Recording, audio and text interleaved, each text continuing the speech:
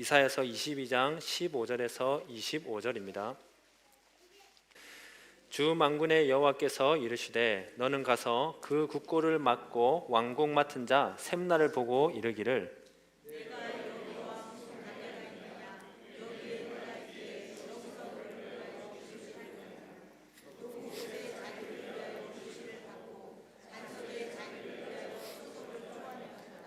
나 여호와가 너를 단단히 결박하고 장사같이 세게 던지되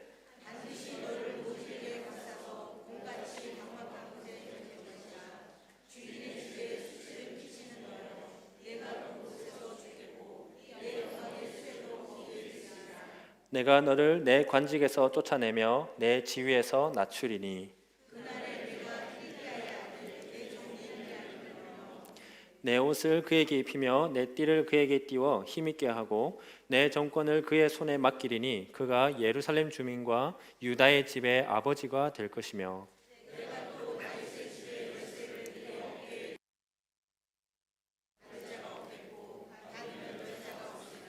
못이 단단한 곳에 박힘같이 그를 견고하게 하리니 그가 그의 아버지 집의 영광의 보좌가 될 것이요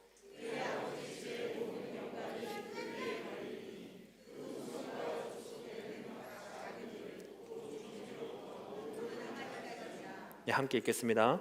만군의 여호와께서 이르시되 그날에는 단단한 곳에 박혔던 못이 사그리니 그 못이 부러져 떨어짐으로 그 위에 걸린 못이 아멘. 네, 반갑습니다. 네, 제가 웃으면서 인사를 하는데 1부 끝나고 어떤 얘기를 들었습니다. 제가 저희 아기를 보면서 있는 표정을 한 번도 보여주지 않았다고 해서 그런 표정으로 인사를 해달라 하는 목사님의 얘기를 들었습니다. 그래서 어떻게 할 수 있냐 하니까 사랑을 가득 담으면 아기를 쳐다보는 표정으로 인사를 할 수 있다 하더라고요. 우리 옆 사람과 한번 인사해 볼까요? 사랑을 가득 담아서 빵긋 아기를 보듯이 빵긋 웃으면서 반갑습니다 인사해 볼게요. 반갑습니다.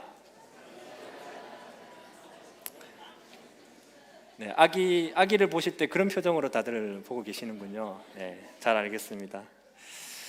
지금 시간대가 참 졸릴 수 있는 시간인데 다들 졸음을 깼으면 좋겠고 집중을 해서 하나님의 말씀을 잘 들었으면 좋겠습니다. 우리가 계속해서 이사야서를 이제 큐티하고 있는데 이사야서를 큐티 본문대로 따라오다 보면 지금 요즘에 나온 내용들은 심판과 회개에 대한 말씀이 많이 나오고 있습니다.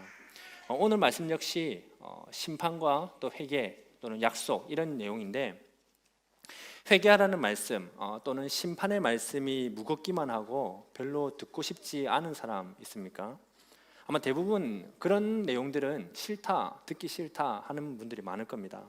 그래서 위로의 말씀, 내가 조금 힘드니까 따뜻하게 해주는 또 내가 듣기 좋은 그런 말씀을 들었으면 좋겠다 하는 게 많을 겁니다. 근데 여러분 이런 심판의 말씀은 그냥 야단치기 위한 목적만 있는 것이 아닙니다. 물론 잘못에 대한 지적이겠죠. 근데 하나님은 회개하라고 또 돌이키라고 그래서 다시 하나님과의 관계가 회복되고 하나님을 참으로 의지하면서 살기를 바라는 마음에 심판의 내용, 경고의 메시지를 하시는 겁니다. 너 경고받았다? 그냥 경고대로 그냥 끝나라는 것보다는 경고받았으니까 회개하고 돌이키라, 나를 진심으로 의지해라 하는 마음으로 하나님께서 하신다는 말씀이죠. 그래서 이런 하나님의 심판과 경고의 메시지에는 늘 소망이 따라옵니다. 약속, 구원이 따라오고 그렇기 때문에 이 심판의 약속대로 정신 차리고 회개하고 돌아서면 깨진 관계가 회복되는 힘을 이 심판의 메시지에는 가지고 있습니다. 그래서 회개하라는 하나님의 말씀이 들린다면, 회개하라는 말씀이 내 마음속에 또 계속 울려 퍼진다면 그게 곧 하나님의 위로의 말씀이 되는 것입니다. 왜요? 지금 하나님과의 관계가 회복돼야 할 때라는 것을 하나님께서 친히 경고의 메시지로 알려주는 거니까요. 은혜의 손길을 하나님께서 친히 베푸시는 거니까 쓰지만 달콤한 위로의 말씀인 겁니다. 우리의 모든 인생이 하나님과의 관계에서부터 맞춰져야 한다는 것을 다들 잘 알고 있지 않습니까? 혹시 여러분들 중에 나는 하나님과 관계없이 살아가고 싶다라고 생각하시는 분 있습니까? 내가 하나님에 대해서는 잘은 모르지만 그래도 하나님을 정말로 믿으며 살고 싶다. 하나님을 알아가고 싶다. 하나님의 자녀로 산다는 게 뭔지는 모르겠지만 들리는 말씀대로 하나님의 자녀처럼 살아가고 싶다라는 마음이 아마 다들 있을 겁니다. 하나님과의 관계에서부터 균형 잡힌 삶을 살아간다면, 하나님과의 관계부터 회복되는 삶을 살아간다면 그게 곧 나에게 참된 위로고 평안으로 다가오게 될 겁니다. 왜냐하면 하나님은 하나님과의 관계가 회복된 백성, 구원받은 백성을 이끄실 때 때로는 채찍으로, 때로는 당근으로 계속 구원의 길로 이끄시니까 말이죠. 그래서 우리가 살아가면서 이런 삶이 있고 저런 삶이 있지만 하나님과의 관계가 내가 회복되어 있다면 하나님은 나를 구원의 길로 이끄시니까 그 상황에 나에게는 위로가 되는 말씀인 것이죠. 죄를 회개하고 돌이키라고, 말씀에 더 귀를 기울이라고, 무엇이 우선인지 바르게 깨달으라고, 그렇게 우리의 삶의 균형을 맞추시니 이런 경고의 말씀, 심판의 말씀이 참 위로의 말씀이지 않겠습니까? 물론 마음이 참 무겁겠지만 오늘 말씀 역시 이 심판과 약속의 말씀인데 하나님 앞에서 나를 이 말씀에 따라 먼저 점검하고 위로받을 수 있는 시간이 되기를 바랍니다. 내 삶의 균형을 어디에서부터 바로 잡아야 하는지, 하나님과 구원받은 나와의 관계를 이 말씀 앞에 비춰볼 때 과연 나는 하나님과의 관계에서 균형 잡힌 모습으로 살아가고 있는지 바로 잡을 기회를 오늘 말씀을 통해 나에게 주시니까 바로 잡으면 그게 오늘 나에게 참 위로로 다가오게 될 줄로 믿습니다. 오늘 설교의 제목은 본문에 나오는 표현을 그대로 해서 단단한 곳에 박힌 못 이렇게 정했습니다. 오늘 우리에게 주어진 하나님의 말씀이 어떤 내용인지 하나님께서 15절에서 25절의 말씀에 담긴 하나님의 마음이, 하나님의 뜻이 어떤 것인지 살펴보기 전에 이 설교 제목에 따른 질문을 하나 하고 싶습니다. 설교 주제로 이끄는 질문이기도 한데요, 이 질문을 계속 마음에 품으면서 계속 생각을 하면서 오늘 말씀을 들을 때 이 말씀과 그 질문을 이제 연합하면서 나에게 적용을 해봤으면 좋겠습니다. 질문이 두 개이지만 크게 보면 하나라고 할 수 있습니다. 오늘 말씀을 들을 때에 이 말씀을 가지고 하나님을 생각하면서 내 삶을 점검해 볼 텐데 과연 내 삶은 균형 잡힌 삶으로 살아가고 있는가? 먼저는 말씀을 들었을 때에 말씀으로 다가오시는 하나님과 나와의 관계가 어떤가? 하나님과 나와의 관계가 균형 잡혀 있는지 아니면 깨져 있는지, 나름 잘 살아가고 있다고 아등바등하면서 내 삶을 열심히 살아가고 있는데 그렇다면 하나님과의 관계에서부터 비롯된 내 삶은 균형 잡힌 삶일까? 하나님께서 인도하시고 이끌어가시고 또 은혜를 베풀어 주시면서 하나님의 뜻대로 내가 걸어가는 균형 잡힌 삶인가 아닌가, 이것을 한번 돌아봤으면 좋겠습니다. 오늘 본문에는 두 인물이 나오고 있습니다. 셈나와 엘리야김입니다. 엘리야김인데 오늘 본문만 놓고 보면 쉽게 셈나라는 지도자는 이렇게 했는데 타락했고 그래서 심판을 받고 그래서 하나님께서 엘리야김을 새로운 지도자로 세워서 백성들이 잘 살아가게 한다, 이렇게 생각할 수도 있지만 나중에도 말씀드리겠지만 이 22장 말씀은 하나님께서 예루살렘에게, 남유다 백성에게 던진 경고의 메시지입니다. 어제 본문부터 이어지는데 예루살렘을 향한 하나님의 심판 메시지의 1절부터 14절 이어서 오늘 두 인물이 나오는 것입니다. 그래서 이것을 한 덩어리 22장 전체 하나님께서 예루살렘을 향한 메시지 안에서 보는 게 좋을 것 같습니다.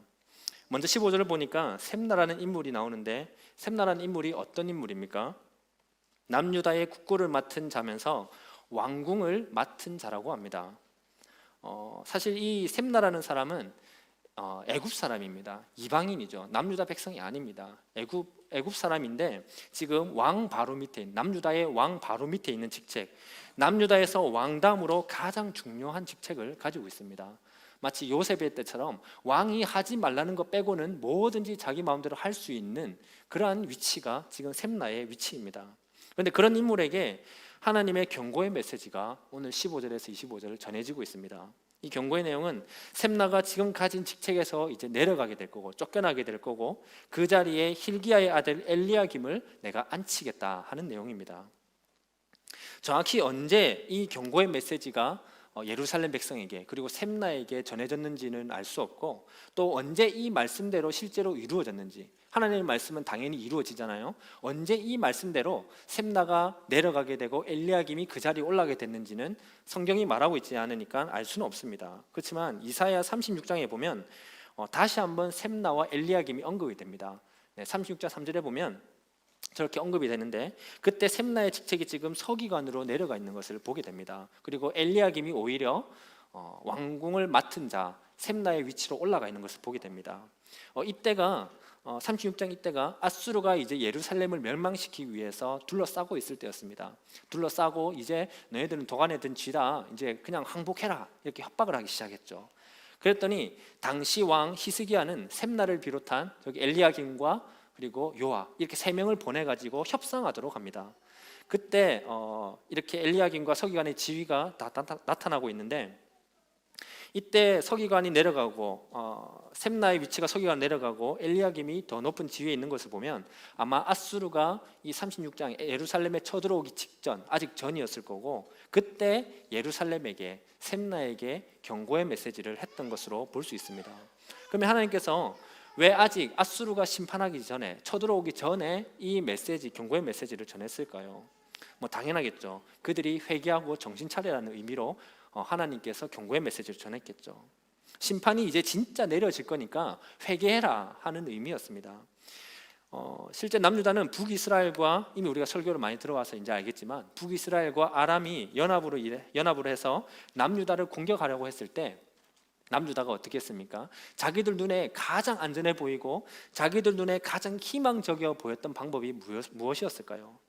우리가 잘 아는 하나님께로 피하는 거, 그들에게는 그게 가장 좋은 정답이 아니었습니다. 그들의 눈에는 하나님은 그냥 주일에 교회 한번 가는 정도, 내가 그래도 크리스찬이니까 주일이네, 교회 가야 되겠네, 교회 가는 정도였습니다. 주일이니까 예배 드려야지, 교회 갔으니까 그래도 예배 자리는 앉아 있어야지, 졸더라도, 이런 마음이었습니다. 그들의 삶에서 실제적으로 마음의 안전을 준다고 생각되었던 방법은, 그들의 삶에 실제적으로 가장 쉽게 손에 잡힐 것 같은, 가장 확실하다고 여겨졌던 방법은 아수르를 의지하는 거였습니다. 그러다 아수르가 오히려 하나님의 심판의 도구가 돼서 남유다를 심판하게 되자 이들은 이제 어떻게 했을까요? 하나님 우리가 실수했네요, 죄송합니다 해야 되겠죠. 근데 안 그럽니다. 오히려 이들은 아수르가 아니라 이제는 또 다른 나라 애굽을 의지하게 됩니다. 이제 아수르가 아니네, 애굽을 의지해야 되겠네, 그렇게 하게 됩니다. 그래서인지는 모르겠지만 히스기야 왕은 애굽 출신인, 아까 전에 얘기했죠, 애굽 출신인 외국인인 셈나를 이 고위관직에 세우게 되었던 것 같습니다. 애굽과 좀 더 친해지기 위해서인지 모르겠는데 어쨌든 셈나가 이렇게 세워지게 됐죠. 이렇게 출세하고 신분이 상승하게 된 셈나에게 왜 하나님께서 너 직책이 이제 내려가고 이렇게 된다 하는 경고의 메시지를 하였을까요? 16절입니다. 네가 여기와 무슨 관계가 있느냐? 여기에 누가 있기에 여기서 너를 위하여 묘시를 받느냐? 높은 곳에 자기를 위하여 묘시를 받고 반석에 자기를 위하여 처소를 쪼아내었느냐? 16절에서 지적하는 것은 그가 예루살렘 성 안에 묘시를 팠다는 겁니다. 높은 곳에 묘시를 팠고 반석을 쪼아 굴을 팠는데 무엇보다도 자기 자신을 위해서 그렇게 준비했다는 겁니다. 죽어서도 자신의 이름이 높게 그리고 영원히 보존되기를 바랐던 것 같습니다. 지금은 이제 하나님의 심판이 내려지고 있는데 그 이유는 주변에 적들이 많죠. 그리고 내부에는 죄가 가득하기 때문에 하나님은 회개하라고, 돌아서서 하나님을 의지하라고 심판의 말씀을 계속 그렇게 외치고 있는데도 오히려 하나님의 나라라고 할 수 있는 남유다에는 관심이 1도 없습니다. 오로지 자기 자신뿐이었죠. 자기에게 주어진 권력, 자기에게 주어진 환경, 자기에게 주어진 이 위치, 이 모든 것을 자기에게 있으니까 자기가 하고 싶은 대로, 자기 생각에 내 삶은 이게 참 좋은 것 같다라고 여겨지는 것을 그걸로 걸어가면서 자기에게 주어진 것을 그렇게 사용하고 있었다는 겁니다. 그래서 17절 18절에 하나님께서 나 여호와가 너를 단단히 결박하고 장사같이 세게 던지되 반드시 너를 모질게 감싸서 공같이 광막한 곳에 던질 것이라. 주인의 집에 수치를 끼치는 너여, 내가 그곳에서 죽겠고 내 영광이 수레도 거기 있으리라. 셈나가 지적받은 죄가 뭡니까?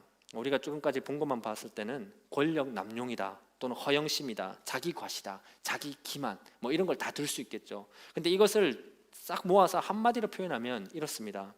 인간의 보편적인 죄성입니다. 인간의 보편적인 죄성. 하나님을 위한 것이 아니라 자기 자신을 가장 먼저 생각하면서 하나님과 관계없이 살도록 하는 게 인간의 보편적인 죄성입니다. 그리고 인간이 가지고 있는 이런 죄성에 대한 형벌은 비참한 죽음이라는 것을 말씀하고 있죠.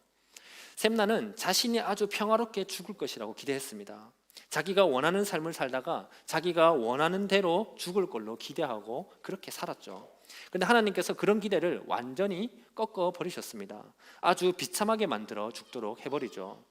셈나가 자랑스럽게 타고 다니던 수레, 마차나 병거라고 할 수 있는데 이 수레에는 자기가 추구하는 모든 마음, 자기가 추구하는 모든 사상, 자기의 삶의 방식이 다 고스란히 녹아 있다고도 볼 수 있습니다. 왜냐하면 이 수레에 늘 타고 다녔는데 수레가 지나가면 백성들은 저 수레는 셈나 거다 다 알 수 있을 정도니까 그 수레가 표가 났을 겁니다. 그런데 자기가 자랑스럽게 여기던 자기의 모든 삶의 방식이 들어간 이 수레 역시 하나님께서 비참하게 만들어 버린다고 합니다. 스스로가 높이려던 모든 것을 하나님께서 오히려 다 낮춰버리시고 가전 밑바닥까지 떨어뜨려 버리신다고 하십니다. 그런데 셈나의 이 비참한 죽음에 대한 묘사 중에 특히 눈에 띄는 표현이 하나 있습니다.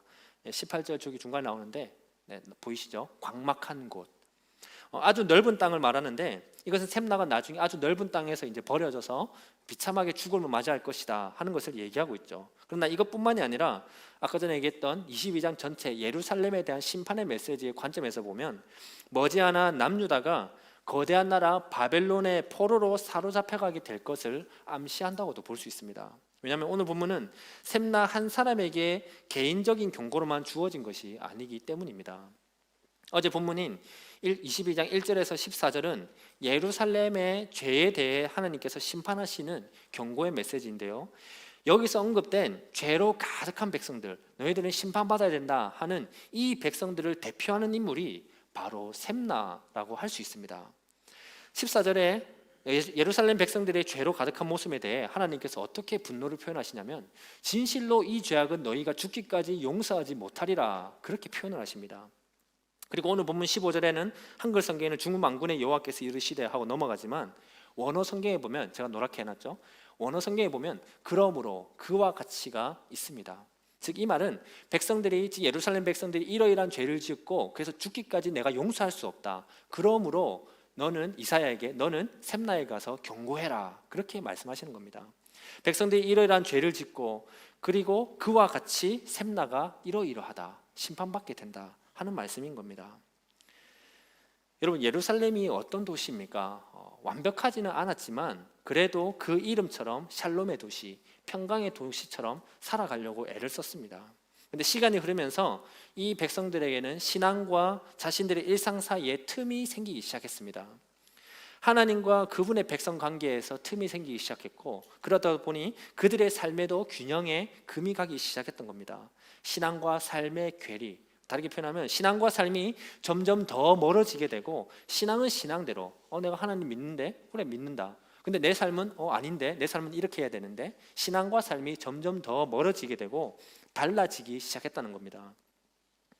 겉으로는 하나님을 열심히 섬기지만, 하나님의 백성처럼 살아가지만 마음으로는 하나님의 율법을 무시하기 시작했던 것이죠. 아니, 관심을 가지지 않았다는 게 더 정확한 대답인 것 같습니다. 왜 그랬을까요? 자신들이 살아가는데 살아가는 삶의 믿음은, 하나님을 믿고 살아가는 그 모습은 자신들의 삶에 전혀 도움이 되지 않고 전혀 유익하지 않다고 생각이 되었던 것입니다. 백성들뿐만 아니라 나라 지도자들과 종교 지도자들도 신앙보다는 하나님을 믿고 섬기면서 그 믿음 모습대로 살아가는 것보다는 자기들만을 위해 사는 이기주의의 모습이 더 가득했었습니다. 교회는 다니지만 실제 삶에서는 신앙과 전혀 관련 없는 선택들을 계속 해나가고 있고 거룩한 모습을 살아내기 위한 노력은 1도 하지 않았던 겁니다. 그러다 보니 그들의 삶에서 하나님이 설 자리가 점점 줄어들게 됐던 겁니다. 하나님의 백성으로서 하나님이 늘 중심에 서야 되는데 자기 자신을 계속 생각하면서 살아가다 보니까 하나님의 설 자리가 줄어들게 됐던 것이죠. 자기들이 원하는 대로 삶은 그렇게 잘 살아내고 있을지 모르지만 저거 하고 싶은데, 이거 하고 싶은데, 이게 좋은 것 같은데, 생각하는 대로 자기의 삶은 잘 살아냈을 수도 있습니다. 자기가 좋다고 여기고 또 이렇게 하면 내가 행복하다고 여겨지는 삶을 잘 살아내고 있을지 모르지만 하나님과 그 백성의 관계를 봤을 때, 하나님과 구원받은 백성의 관계, 그 균형을 봤을 때는 완전히 깨져 있었던 겁니다. 명목상 예루살렘, 샬롬의 도시, 평강의 도시, 하나님을 믿는 백성이라고 하였지 실제로는 도둑과 강도의 소굴이 되었던 것입니다. 그래서 하나님은 예루살렘을 향해 심판의 메시지를 던지게 되는데 12절에 보면 하나님은 뭐라고 얘기하시냐면 그들에게 통곡하며 애곡하며 머리털을 뜯으며 굵은 배를 띠라 그렇게 말씀하십니다. 이 말은 회개해라는 말이죠. 회개하고 하나님 회개하고 나를 의지하고 다시 돌아서라 그렇게 강력하게 전달하는 겁니다. 이렇게 하나님의 말씀을 들었는데도 이들은 어떻게 합니까? 고집스럽게도 회개하기를 거절합니다. 하나님의 심판을 우습게 여기고 무시하죠. 하나님은 오히려 너네들은 지금 통곡하고 애곡하고 머리털을 뜯으면서 회개하라고 했는데 이들은 청개구리처럼 오히려 즐기면서 기뻐하면서 파티를 엽니다. 13절에 나오죠. 하나님은 눈물을 흘리고 회개하고 엎드리라고 하는데 오히려 기뻐하고 즐거워하고 청개구리처럼 파티를 열죠. 내일 죽으니까 먹고 마시자 하면서 내일이 없이 사는 사람처럼 하나님은 안중에도 없는 교만한 모습으로 그냥 그렇게 살아가고 있는 것입니다. 다르게 보면 하나님의 심판을 비우는 행동인 것이죠. 하나님께서 심판하신다는데 진짜? 그러면 오늘 그냥 실컷 마시고 죽자. 그랬더니 하나님께서 뭐라고 하십니까? 이 죄악은 너희가 죽기까지 용서하지 못하리라 라는 이 심판의 메시지를 들은 백성들을 대표하는 인물이 오늘 본문에 나오는 셈나입니다. 여러분 9절부터 보시면 이제 적들이 쳐들어온다, 심판을 받게 된다 하는 그 내용을 막 들었는데 실제로 적들이 쳐들어오게 되니까 이 예루살렘 백성들은 어떻게 합니까? 9절부터 보면 저항할 수 없는 적이 이제 눈앞에 나타나게 될 건데 이들은 하나님을 의지하고 하나님께 도움을 구하면서 살아가는 것이 아니라 자기들이 생각했을 때 여기를 더 튼튼하게 해야 될 것 같아, 이거를 우리가 해야 될 것 같아, 저기를 보수해야 될 것 같아 하면서 회개는 절대로 하지 않는 겁니다. 하나님 말씀대로라면 내일 죽는다는데 약간 비꼬듯이 그러면 내일 하나님 말씀대로 내일 죽으면 오늘 그럼 실컷 먹고 마시자, 인생 뭐 있나, 그냥 내가 할 수 있는 거 즐기면서 사는 게 내 행복인데 태어났으니까 즐기면서 사는 게 좋은 게 아닌가, 이렇게 사는 거였습니다. 그런 모습이 정확히 어떤 모습이냐, 셈나가 오늘 보여주고 있는데 하나님과의 관계의 균형에는 관심이 전혀 없고 오로지 자기 자신은 안전하다며 내가 지금 또 잘 살고 있는데 왜 잘하고 있다면서 자만에 빠져 사는 겁니다. 하나님의 설 자리에 나 자신을 계속해서 두고 자신의 삶의 방향을 걸어가고 있는 것입니다. 말씀이 실제로 이루어질까? 수많은 말씀들이 들어왔는데 실제로 이루어질까? 지금까지 내가 이렇게 잘 살아오고 있는데 하면서 끝까지 하나님께로 돌이키지 않고 깨닫지 못하고 자기중심적으로 하나님과 멀어져 살아가고 있는 모습, 현재 나에게 주어진 직업, 나에게 주어진 가족 환경이나 삶의 환경, 주변 사람들, 이 모든 것들의 중심이 하나님이 아니라 나라고 생각하면서 무의식적으로 그렇게 인식하면서 이 모든 것을 자기 자신을 위해 사용하면서 하나님과는 불균형한 삶을 살아가는 것. 하나님 없어도 자기를 위한 삶을 나는 잘 살아갈 수 있고 그렇게 살아가는 모습이 바로 교만 그 자체인 것이죠. 죄의 본성이 그런 것입니다. 하나님의 말씀이 내 귀에 매주마다 또 수요일마다 또는 큐티 말씀을 통해서 매일마다 나한테 주어지고 있는데 들려지고 있는데도 하나님을 끝까지 의지하지 않고 자기들이 하고 싶은 대로 살아가는 것. 주일이니까 교회 오겠죠. 교회 왔으니 예배 드리고 말씀도 듣겠죠. 근데 교회 문턱을 나가는 순간부터는 차 키를 열고 차 타는 딱 순간부터는 하나님께서 내 삶을 주관하신다는 것을 인정하려는 어떠한 노력도 보이지 않는 게 죄의 본성입니다. 일부러 여러분들이 나는 말씀대로 순종 안 하면 살 거야 하는 분은 없을 겁니다. 그런 죄의 본성이 나를 그렇게 이끌어 간다는 겁니다.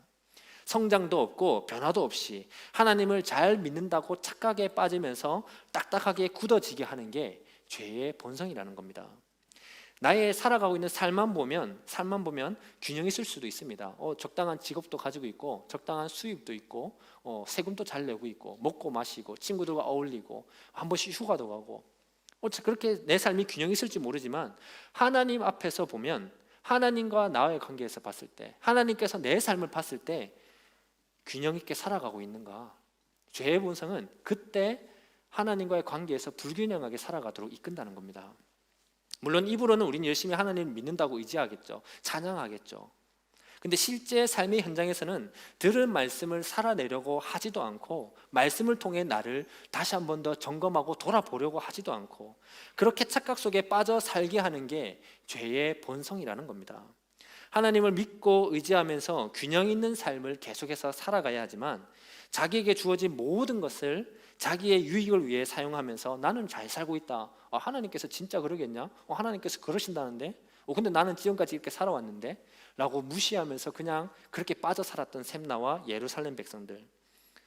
이런 심판의 메시지와는 달리 하나님은 hil기야의 아들 엘리야김에 대한 약속이 그 다음에 또 주어지고 있습니다. 엘리야김은 하나님의 종으로 불림을 받고 셈나의 권위의 상징인 옥과 띠를 그대로 물려받게 됩니다. 그러니까 셈나가 있던 위치가 내려가게 되고 엘리야김이 그 위치에 서게 되겠죠. 하나님께서 엘리야김을 이렇게 부르시고 그 위치에 두신 목적은 단 하나입니다. 하나님께서 이 엘리야김을 통해서 그의 백성을 다스리신다는 것을 보여주기 위함입니다. 쉽게 표현하면 깨어진 균형을 바로잡겠다는 것이죠. 하나님과 다시 백성들과 관계가 회복되고, 그래서 하나님과의 관계가 회복된 그 회복 안에서 하나님의 백성으로서의 바른 삶의 균형을 잡아가면서 살아가도록 하기 위해서 하나님의 보호하심과 인도하심, 하나님의 통치하심을 엘리야김을 통해 알도록 하시겠다는 하나님의 약속의 말씀입니다. 그 증거로 다윗의 집의 열쇠를 엘리야김의 어깨에 두신다고 합니다. 그래서 엘리야김이 이 열쇠를 가지고 문을 열면 아무도 닫을 수 없고, 엘리야김이 문을 닫으면 아무도 열 수 없다는 거죠. 포레스트 힐 교회에 들어올 때 키가 저랑 또 김광생과 전사님이 있는데, 우리가 문을 잠그면 여러분들이 예배 드리고 싶어도 들어올 수가 없죠. 그러나 우리가 열면 여러분들은 편하게 들어올 수 있는 것처럼, 이렇게 이 관리를 할 수 있는 것처럼 다윗의 집의 열쇠를 가졌다는 것은 다윗의 집의 모든 것을 자기가 열고 닫고 하면서 관리할 수 있다 하는 겁니다. 그러나 동시에 여기에는 한 가지 더 의미가 있습니다. 이 백성들과 다윗의 집의 연결 통로가 된다는 겁니다. 연결 통로. 사무엘하 7장 13절에 이런 말씀이 있는데, 하나님께서는 다윗에게 약속하셨죠. 다윗의 왕위를 영원히 견고하게 하시겠다는 약속입니다. 이 말은 하나님께서 영원히 다윗의 왕위와 함께 하겠다는 말씀입니다. 즉 다윗의 집의 열쇠를 엘리야김에게 이제 맡긴다 하는 것은 하나님께서 엘리야김과 영원히 함께 하실 거고, 그를 통해 하나님과 백성의 관계가 회복돼서 하나님의 함께 하심이 그들의 삶에 드러나게 될 거다 하는 것을 약속하는 겁니다. 그래서 백성이 하나님께로 돌이키고 하나님을 믿고 참으로 의지하면서 균형 잡힌 삶을 살도록 하기 위한 약속인 것이죠. 이것을 23절에서는 못이 단단한 곳에 박힌 것 같이 견고하게 하시겠다, 이렇게 비유로 말씀하시는데, 엘리야김이라는 못의 영광이, 하나님의 영광이 이제 가득하게 되고, 그래서 이 영광을 통해서 그 모든 족속까지 그 영광을 누리게 된다 하는 그런 약속입니다. 하나님과 균형을 이룬, 그래서 하나님과의 균형을 통해서 균형 잡힌 삶까지 살아가게 된다는 약속인 거죠. 찰스 스펄전 목사님은 이것을 이렇게 설명하고 있습니다. 한 궁궐에 벽에 못이 있습니다. 근데 이 못에 그 궁궐의 주인이 이제 자기 집이니까 원하는 것은 무엇이든 다 걸 수 있겠죠. 그래서 먼저 줄을 매달아서 받침대를 달아놓습니다. 그 받침대를 딱 달아놓은 다음에 여기에 값비싼 금잔 또는 값싼 컵들, 그리고 적은 것들밖에 담을 수 없는 작은 그릇이나 많은 것도 담을 수 있는 큰 그릇, 다양한 것들을 다 여기에 올려놓습니다. 마치 트로피처럼 여기에 매달아 놓는 거죠. 그런데 여러분, 갑자기 못이 탁 빠져버리면 어떻게 되겠습니까? 큰 그릇이든 작은 그릇이든 값비싸든 값싸든 다 떨어져 버리고 깨져 버리겠죠. 큰 그릇이든 작은 그릇이든지 모두 동일하게 이 못에 매달려 있기 때문입니다. 그 그릇들이 마룻바닥에 떨어지지 않고 계속해서 매달려 있고 받쳐주는 유일한 지지물이 이 못이라는 겁니다. 하나님께서 엘리야김을 이러한 존재로 부르시고 세우시겠다 하는 약속인 겁니다. 남유다 예루살렘의 지도자들부터 백성들까지 다 교만하고 죄라는 못에 걸려 떨어지고 깨지니까 하나님께서 이제 견고한 못을 박아 회복시키시겠다는 약속을 하시는 겁니다. 단단한 곳에 박힌 못을 통해 균형 잡히게 살도록 회복시키시겠다는 말씀인 거죠. 근데 여러분, 그 다음 절 25절의 해석이 크게 두 가지로 나뉘고 있습니다. 25절 함께 읽어볼까요? 시작. 만군의 여호와께서 이르시되 그날에는 단단한 곳에 박혔던 목이 사그리니 그 못이 부러져 떨어짐으로 그 위에 걸린 물건이 부서지리라 하셨다 하라. 나 여호와의 말이니라. 아멘. 이 구절이 어떤 의미인 것 같습니까? 이제 못이 떨어지다, 실패할 거다, 떨어질 거다 하는 심판, 경고의 메시지 같죠. 이 구절이 지금 엘리야김에 대한 약속에 이어져 나오고 있으니까 하나님께서 엘리야김을 내 종이라 부르시고 세우셨지만 이 엘리야김도 역시 인간이기 때문에 셈나처럼 실패하게 될 거다. 가족들이 다 이제 엘리야김이 성공했으니까 엘리야김에게 다 매달리다 보니까 결국에는 이 엘리야김도 자기 가문의 이익을 추구하다가 엘리야김에 걸린 못이 결국에는 빠져버리고 거기에 걸린 모든 그릇들, 모든 가족들이 다 깨져버릴 거다라고 해석하는 사람들도 있습니다. 근데 반대로 15절에서 25절 전체가 셈나에게 말씀하고 있는 경고의 메시지니까 셈나야 너는 심판받을 거다. 그 대신 너 자리에 내가 엘리야김을 세울 거다 하는 이 셈나에게 하는 경고의 메시지이기 때문에 이 25절은 오히려 엘리야김에서 하나님께서 세우셨다 하고 끝나고 다시 셈나에게로 가서 너는 오히려 단단하다고 생각하지만 떨어지게 될 거다 하는 경고의 메시지로 해석하는 사람들도 있습니다.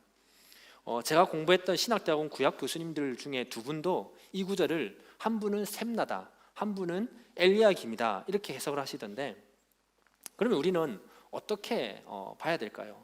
어느 해석이 맞다, 어느 해석이 더 좋다라고 따지기보다는 지금 말씀하시는 하나님 중심으로 하나님께서 예루살렘 백성들에게 어떠한 마음을 가지고 이 경고의 말씀을 하고 계시는지 하나님의 그 마음, 그 중심으로 이 말씀을 우리가 보고 거기에 나를 비춰보는 게 좋은 것 같습니다. 그래서 이사야 전체에서, 그리고 이 이사야 오늘 본문이 포함한 22장만 봐도 우리는 알 수 있는 큰 주제 하나가 있죠.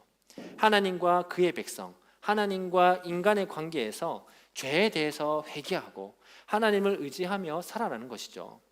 어떻게 사는 것이 하나님의 백성으로서, 어떻게 사는 것이 하나님의 나라로서 균형 잡힌 삶을 살아가는 것인지 그 방법을 이사야에서는 계속해서 지적하고 있습니다.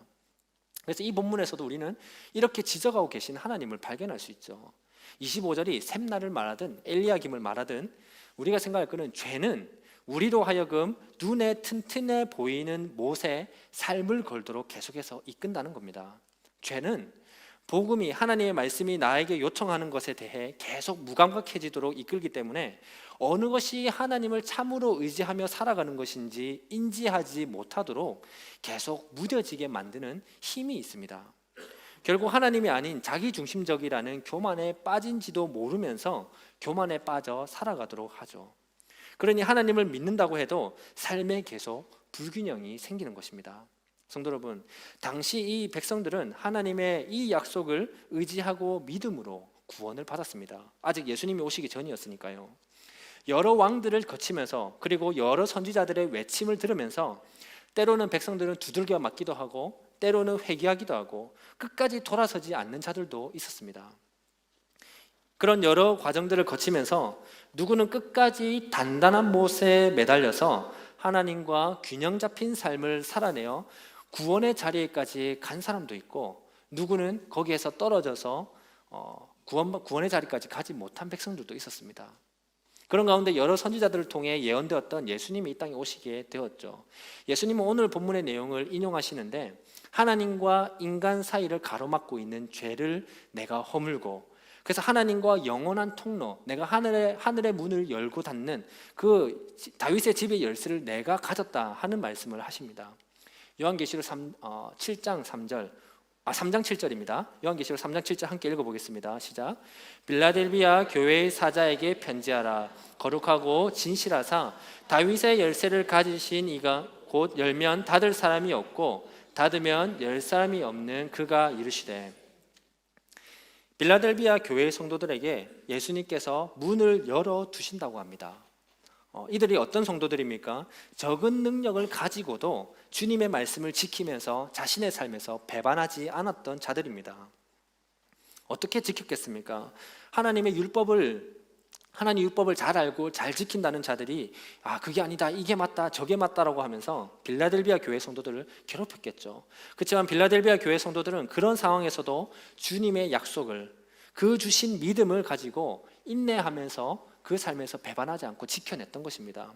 하나님과의 관계를 늘 돌아보면서 하나님을 믿는 믿음으로는 내가 하나님을 이렇게 믿어야 되는데 하면서 그 앞에서 자신과의 관계를 맞춰가고 그 삶의 균형을 점검하면서 믿음으로 자신의 그 삶의 균형을 맞춰갔던 것입니다.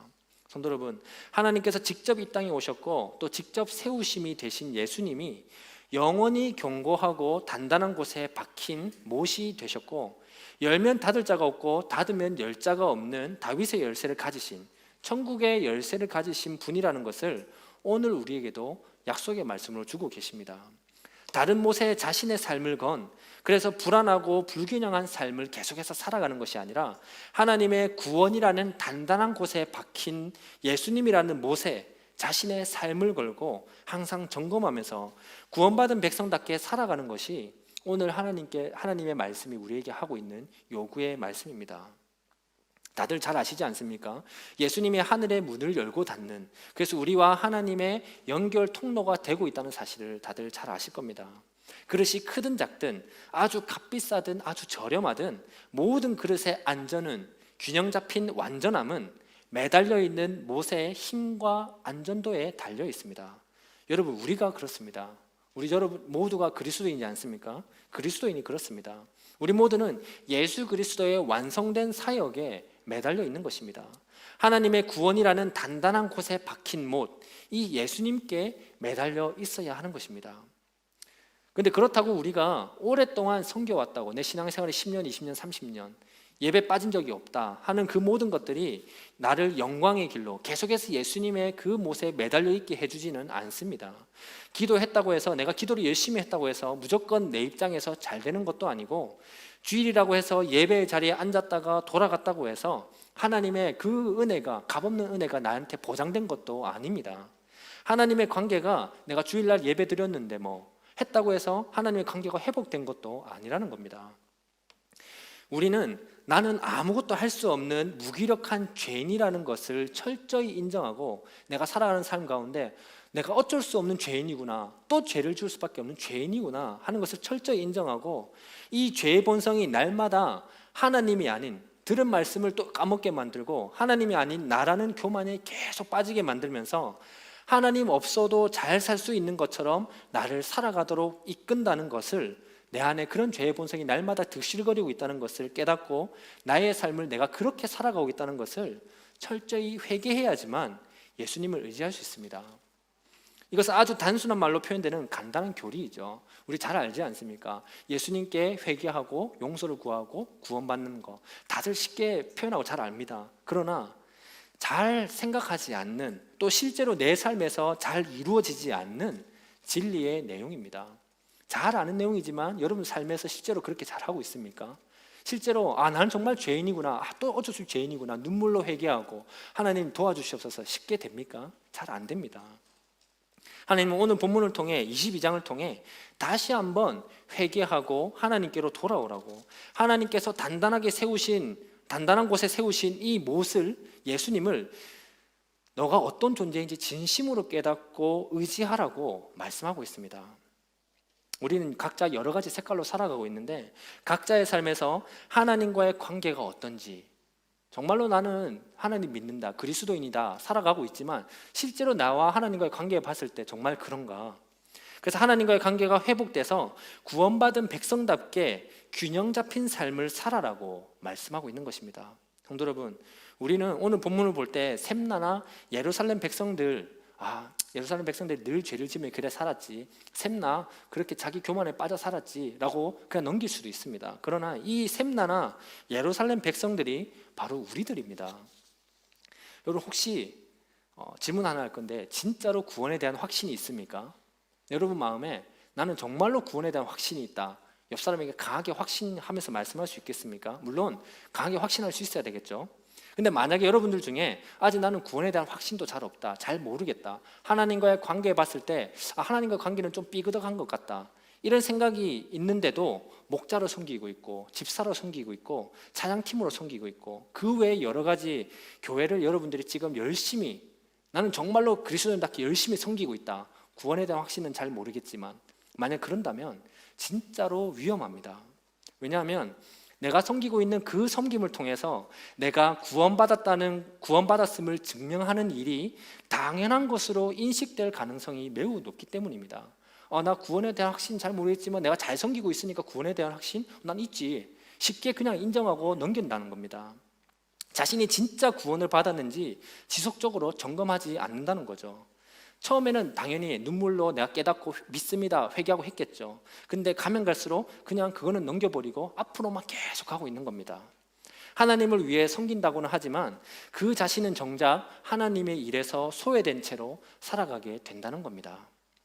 단단한 곳에 박힌 못, 예수님을 통해 하나님과 계속 관계가 회복되고 하나님을 나의 삶에서 진심으로 의지하면서, 그렇기 때문에 감사한 마음으로 주님의 몸된 교회를 목자로, 집사로, 찬양팀으로 그 외 여러 섬김의 자리를 섬겨가는 게, 섬기는 자가 되는 게 당연한 그리스도인의 모습이 되어야 되는데, 오히려 우리는 주인의 집에 수치를 끼치는 자가 너무나 쉽게 되고 있는 것 같습니다. 예수님을 통한 하나님과의 관계가 먼저 회복되고 날마다 내 관계를 점검하면서 하나님과의 관계에서 또 내 욕심이 나왔구나, 죄의 본성이 또 나를 사로잡았구나, 하나님과의 관계가 또 깨졌구나, 이것을 늘 점검하면서 회복해야 되는데, 내 삶에서 진실로 그렇게 하나님을 의지할 수 있어야 하고, 그래서 그 안에서 균형 잡힌 삶을 살아내야 하는데, 그게 잘 되고 있습니까? 그리스도인이라면 당연히 이렇게 살아낼 수 있어야 됩니다. 참 어렵지만. 어렵다고 안 해야 됩니까? 어렵기 때문에 하나님께 의지하고 하나님께 기도 구하고 할 수 있게 해달라고 용서를 구하고 나아가야 되는 것입니다. 오늘 들은 말씀대로 나의 삶을 꼭 점검해 보시기를 바랍니다. 하나님께서 나를 보셨을 때 과연 하나님과 나의 관계는 균형 잡혀 있을까? 그리고 내가 살아가고 있는, 나는 하나님 믿는다고 하면서 살아가고 있는데, 그렇다면 내 삶은 과연 하나님과의 관계에서부터 흘러나오는 그 균형 잡힘이 흘러나오고 있는가?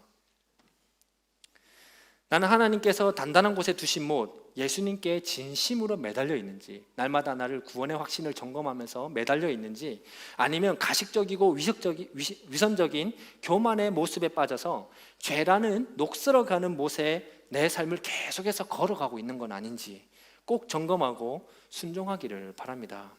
여러분 가운데 하나님의 말씀을 배웠지만 또 이렇게 살아오면서 많은 말씀들을 들어왔을 텐데, 아직 이 하나님의 말씀에 순종해 본 적이 없는 사람들이 있지는 않습니까? 아마 쉽게 순종을 안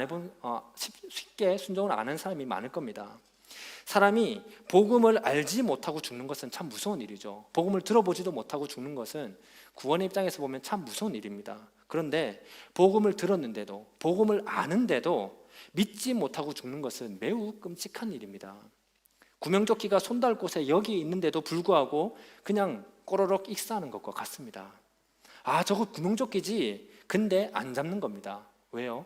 저까지 하는 게 귀찮고 그냥 눈앞에 있는 지푸라기가 나를 구해줄 것 같고 너무 쉽게 잡히고 너무 나를 건져줄 것 같다고 여겨지니까 말이죠.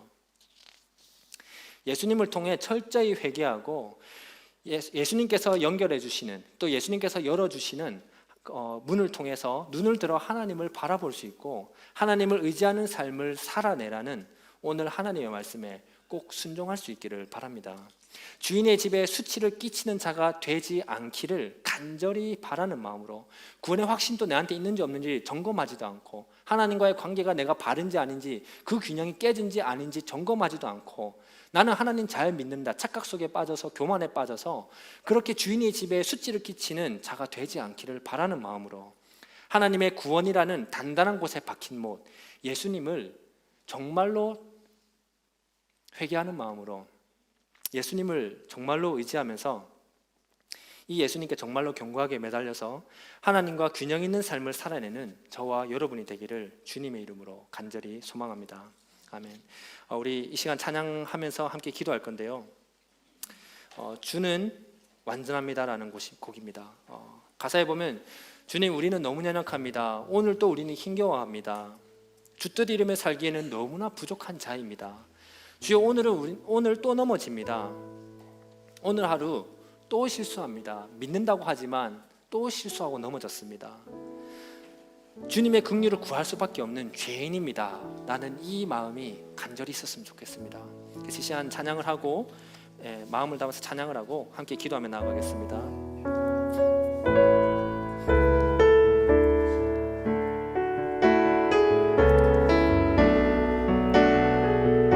손을 얹고 고백합시다. 주여, 우린 연약합니다. 주여, 우린 연약합니다. 우린 오늘은 힘겨워합니다.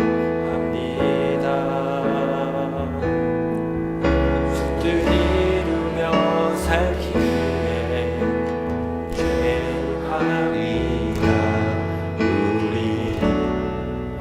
우리 연약하니 주여 우리 넘어집니다. 주여 우리 넘어집니다. 오늘 하루도 또 실수합니다. 주의 긍휼을 구하는 죄인입니다. 우리 주만 바라보고 2절 다시 한번 더 찬양하겠습니다. 주여 우리 넘어집니다. 주여 우리 넘어집니다. 오늘 하루도 또 실수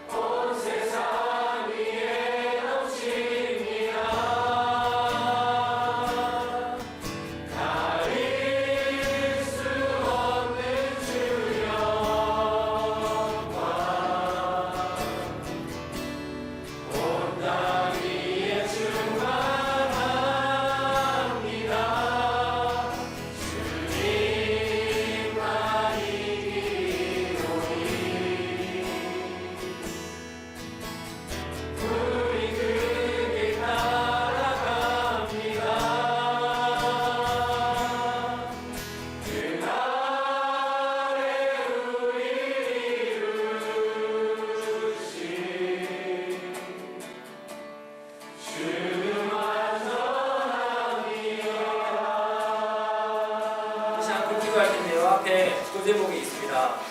가식적이고 교만한 위선적인 나를 하나님 용서해 주십시오. 그런 모습을 깨닫게 해주십시오. 진심으로 예수님께 매달리는 삶을 살도록 나에게 믿음을 허락하여 주시옵소서. 하나님과의 관계에서부터 균형 잡힌 삶을 살아낼 수 있기를 원합니다.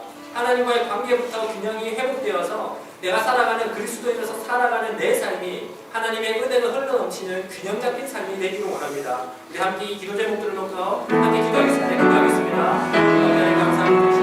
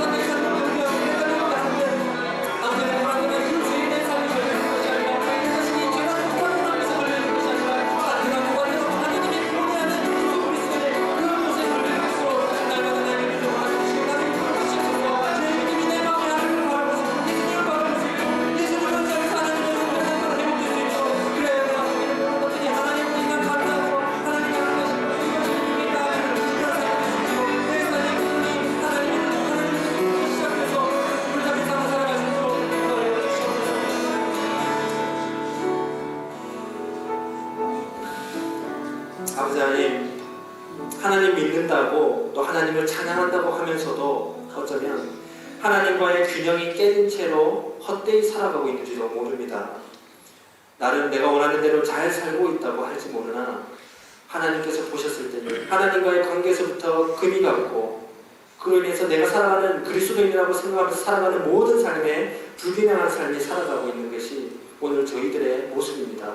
우리의 교만하고 위선적인 죄를 말씀으로 날마다 깨닫게 하여 주시고 철저히 엎드리게 하셔서 영원히 단단하고 견고하신 하나님의 그 구원이라는 곳에 박힌 예수님께 매달릴 수 있도록 주님 우리에게 믿음을 허락하여 주시옵소서. 하나님과의 관계에서부터 바로잡힌 삶을 살아내어 그래서 하나님으로부터 흘러나오는 인도하심과 함께하심과 통치하심 또 하나님의 놀라우신 은혜와 영광이 날마다 나를 성숙하게 만들고 내가 살아가는 모든 삶의 균형에 깨어진 곳에 하나님께서 하나씩 회복시키시는 역사를 경험할 수 있도록 주님 인도하여 주시옵소서.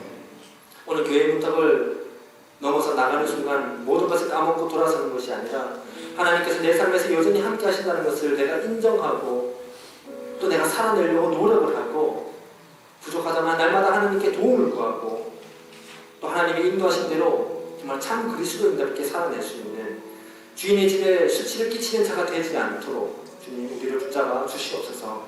감사합니다. 예수 그리스도의 이름으로 기도합니다.